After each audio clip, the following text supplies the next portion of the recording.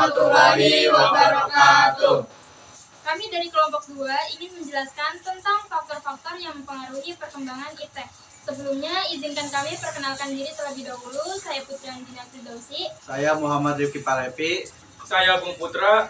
Saya Desi Rosmayani. Saya Delia. Saya Nubala Apriliani.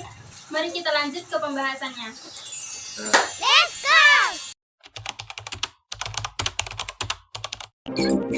Iptek adalah ilmu pengetahuan dan teknologi, di mana ilmu pengetahuan dan teknologi memiliki arti tersendiri. Ilmu dipandang sebagai produk, proses, dan paradigma etika. Ilmu diperoleh melalui kegiatan ilmiah, sedangkan pengetahuan didapatkan dengan proses pemahaman di luar metode ilmiah. Perkembangan dan penerapan iptek telah mendorong terjadinya globalisasi. Faktor-faktor yang memengaruhi perkembangan iptek di Indonesia sebagai berikut. Yang pertama, peranan pemerintah sangat signifikan dalam mendorong dan memengaruhi perkembangan ilmu pengetahuan dan teknologi atau iptek.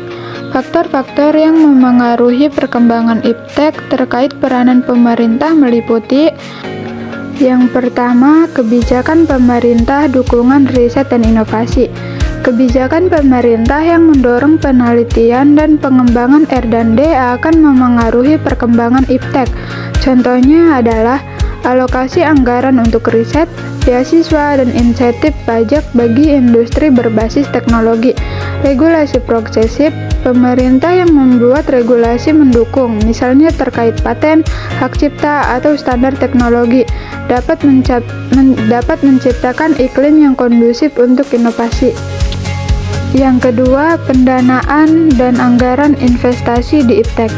Alokasi anggaran negara untuk membangun infrastruktur penelitian, membiayai universitas, dan mendanai program inovasi sangat memengaruhi perkembangan iptek.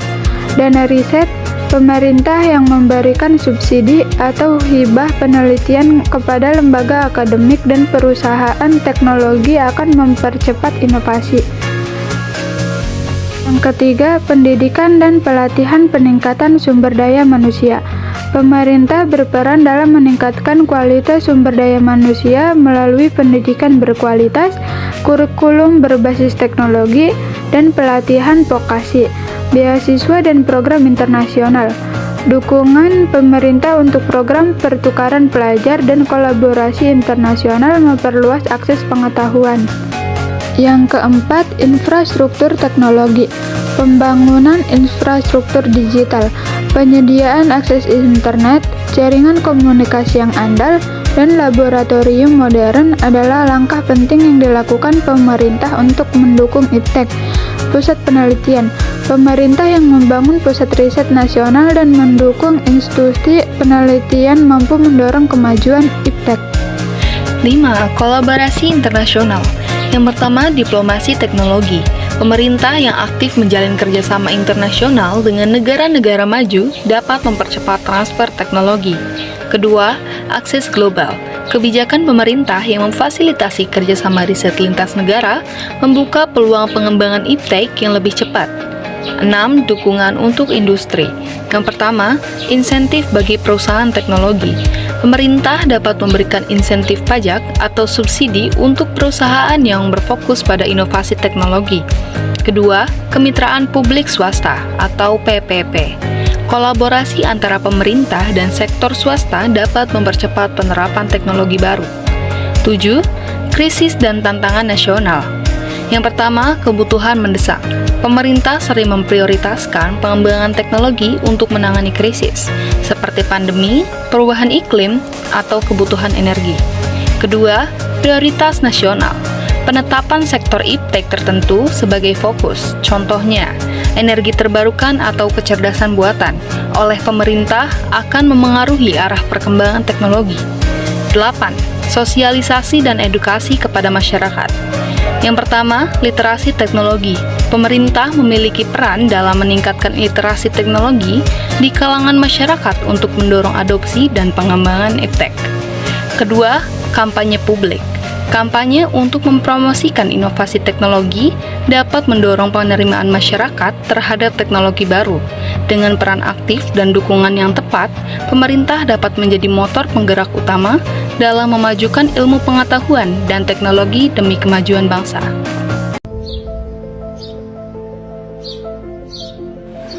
Faktor selanjutnya yang memengaruhi perkembangan ilmu pengetahuan dan teknologi yaitu sumber daya manusia yang berkualitas.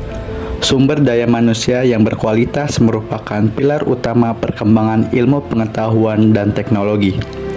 Bayangkan sebuah bangunan tinggi, seberapa kokoh dan megah bangunan itu bergantung pada kualitas bahan bangunan dan keterampilan para pekerja yang membangunnya. Begitu pula dengan perkembangan ilmu pengetahuan dan teknologi. Sumber daya manusia yang berkualitas adalah seperti bahan bangunan dan pekerja yang sangat dibutuhkan. Apa yang membuat sumber daya manusia yang berkualitas menjadi faktor yang mempengaruhi perkembangan ilmu pengetahuan dan teknologi? Yang pertama, ada inovasi. Orang-orang yang cerdas dan kreatif adalah kunci lahirnya ide-ide baru dan penemuan-penemuan yang mengubah dunia. Kedua, pengembangan teknologi. Mereka yang memiliki pengetahuan dan keterampilan di bidang teknologi mampu mengembangkan perangkat lunak, hardware, dan sistem yang canggih. Yang ketiga, penyelesaian masalah. Masalah-masalah kompleks membutuhkan solusi yang kreatif. Sumber daya manusia yang berkualitas mampu menganalisis masalah dan menemukan solusi yang inovatif. Yang keempat, adaptasi. Dunia terus berubah dengan cepat. Sumber daya manusia yang berkualitas mampu beradaptasi dengan perubahan dan terus belajar hal-hal baru. Apa yang membuat sumber daya manusia yang berkualitas? Yang pertama, ada pendidikan. Pendidikan yang berkualitas memberikan dasar yang kuat dalam ilmu pengetahuan dan keterampilan. Yang kedua, pelatihan. Pelatihan yang berkelanjutan membantu meningkatkan keterampilan dan pengetahuan. Yang ketiga, pengalaman. Pengalaman kerja memberikan kesempatan untuk menerapkan ilmu yang telah dipelajari dan mengembangkan keterampilan baru. Dan yang terakhir, minat dan bakat. Minat dan bakat yang kuat dalam bidang tertentu dapat mendorong seseorang untuk terus belajar dan mengembangkan diri. Adapun contoh nyata sumber daya manusia yang berkualitas memengaruhi perkembangan ilmu pengetahuan dan teknologi, yaitu salah satunya pengembangan vaksin COVID-19. Para ilmuwan dari berbagai negara bekerja sama untuk mengembangkan vaksin dalam waktu yang sangat singkat. Hal ini tidak mungkin terjadi tanpa adanya sumber daya manusia yang sangat berkualitas di bidang medis. Kesimpulannya, sumber daya manusia yang berkualitas adalah aset yang sangat berharga bagi perkembangan ilmu pengetahuan dan teknologi. Dengan investasi yang tepat dalam pendidikan dan pelatihan, kita dapat menghasilkan sumber daya manusia yang mampu mendorong perkembangan ilmu pengetahuan dan teknologi. Faktor selanjutnya ada arus globalisasi. Arus globalisasi memicu perkembangan iptek di Indonesia karena globalisasi merupakan penghilangan batas-batas suatu negara dalam memperoleh informasi. Jadi, ada hubungan antara arus globalisasi dengan perkembangan iptek di Indonesia. Misalnya, kemajuan komunikasi dan informasi. Teknologi komunikasi seperti internet, telepon genggam, dan satelit memungkinkan pertukaran informasi secara instan di seluruh dunia. Ilmuwan dan peneliti juga dapat berbagi data dan hasil penelitian melalui konferensi virtual, jurnal daring, atau platform kolaborasi. Akses mudah ke informasi global mempercepat penelitian dan inovasi di berbagai bidang teknologi. Lanjut ada integrasi ekonomi global.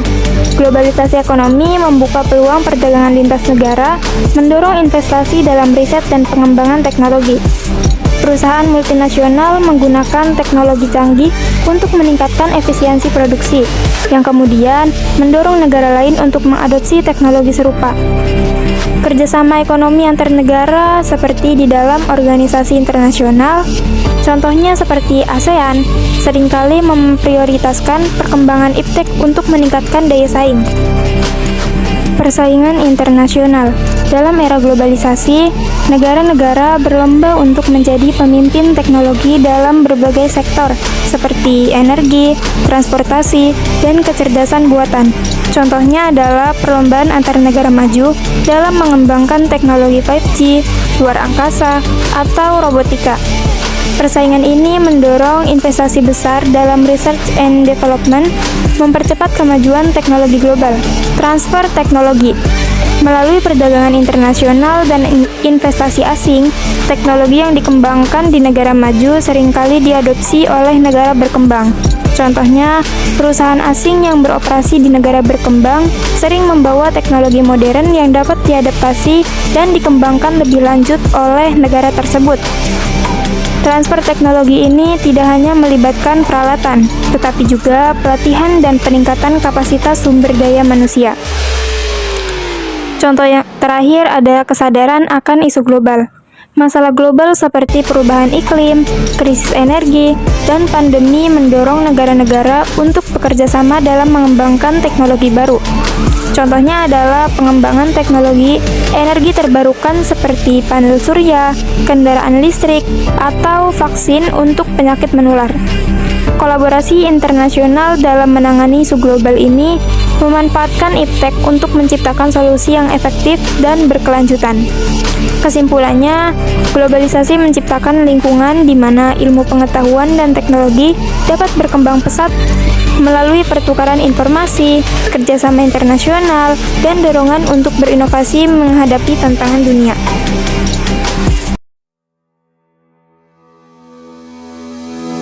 Dan yang terakhir ada pengaruh dari negara lain. Perkembangan ilmu pengetahuan dan teknologi suatu negara tidak dapat dipisahkan dari pengaruh negara lain. Berikut adalah beberapa faktor yang memengaruhi perkembangan iptek terkait pengaruh dari negara lain. Yang pertama ada transfer teknologi. Melalui perdagangan internasional, kerjasama bilateral, dan investasi asing, teknologi canggih dari negara maju dapat ditransfer ke negara lain. Contohnya, perusahaan multinasional sering membawa teknologi terkini ke negara tempat mereka beroperasi. Yang kedua ada globalisasi dan kerjasama internasional. Globalisasi mempermudah pertukaran informasi, pengetahuan, dan teknologi antar negara. Forum internasional seperti UNESCO, ASEAN, atau Uni Eropa memfasilitasi kerjasama riset dan inovasi. Yang ketiga, perdagangan dan investasi asing. Perdagangan internasional memungkinkan negara mengimpor alat bahan atau teknologi yang tidak tersedia secara lokal. Selain itu, investasi asing seringkali membawa teknologi baru ke negara penerima. Yang keempat, kolaborasi pendidikan dan riset kerjasama antar universitas atas lembaga penelitian dari berbagai negara memungkinkan transfer pengetahuan. Banyak mahasiswa atau peneliti dari negara berkembang belajar atau bekerja di negara maju, lalu membawa pulang teknologi atau ide baru. Yang kelima, perjanjian internasional. Perjanjian perdagangan bebas atau kerjasama teknologi seperti kerjasama eksplorasi luar angkasa memungkinkan akses teknologi dari negara-negara maju. Yang keenam, pengaruh budaya dan gaya hidup. Negara yang terpapar budaya lain sering mengadopsi teknologi dari negara-negara yang dianggap lebih maju. Misalnya, penggunaan teknologi komunikasi canggih yang berkembang pesat akibat tren global. Yang ketujuh, ada tekanan kompetitif global. Persaingan antar negara mendorong inovasi negara-negara berkembang seringkali mempercepat adopsi teknologi untuk mengejar ketertinggalan atau bersaing dalam pasar global. Yang kedelapan, donor internasional dan bantuan teknis. Bantuan dari negara maju atau organisasi internasional seperti Bank Dunia seringkali mencakup aspek pengembangan teknologi. Dan yang terakhir ada penyebaran media dan informasi digital. Kemajuan teknologi informasi memungkinkan negara-negara untuk saling memengaruhi dengan lebih cepat, terutama melalui internet dan media sosial, sehingga inovasi dari satu negara cepat tersebar ke negara lain. Pengaruh dari faktor-faktor ini tergantung pada kemampuan suatu negara untuk menyerap, mengadaptasi, dan mengembangkan teknologi yang didapat dari luar. Oleh karena itu, kesiapan infrastruktur, pendidikan, dan kebijakan lokal juga menjadi kunci utama.